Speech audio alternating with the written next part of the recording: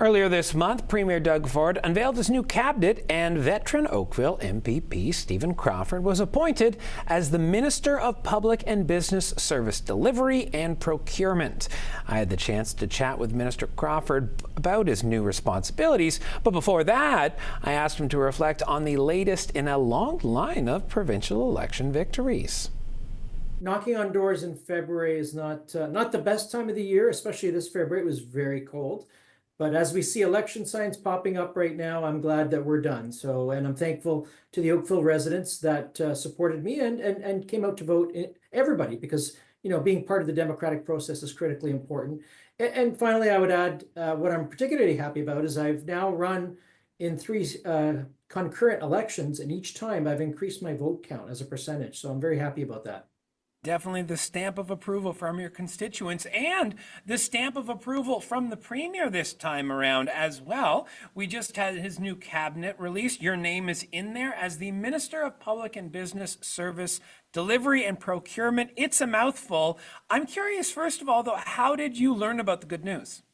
Well, first of all, you're right. It is a mouthful, but I've said it over and over again, so I've got it in my brain. But yeah, the premier basically informed me the night before that I would be a part of the cabinet and have that position. So I was quite grateful for it. I think with my background in the business world for many years before going into the public sector, I think it's a good fit. So I'm really excited and looking forward to the new role.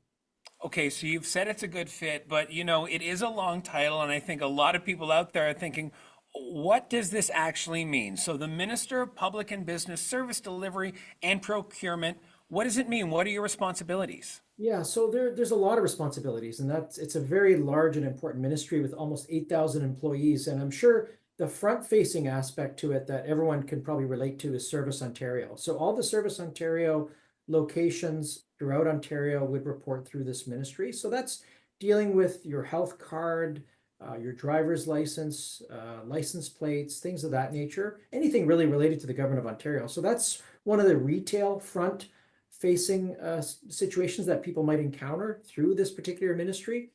But the ministry also is involved in the archives of Ontario. It's involved in digital government, artificial intelligence, and procurement. And procurement, of course, right now is of particular importance given everything that's going on with the United States as it pertains to tariffs. Well, let's talk about that. I mean, so what is your thought process as the minister now? You're going to have to deal with these tariffs that are pending. Will there be a definite push for supporting Canadian? I mean, Premier Doug Ford is everywhere pushing that. Yeah, no, I think that's a very good question, Jason. And absolutely. I mean, we're Ontario first, Canada second. So where we can procure through Ontario, we will do that. And second, if it cannot be done within Ontario, then we want to look at Canada as our second option. It's particularly important right now. We are unfortunately, this situation with the United States as it pertains to tariffs, and we need to ensure that we support our local businesses, our employment.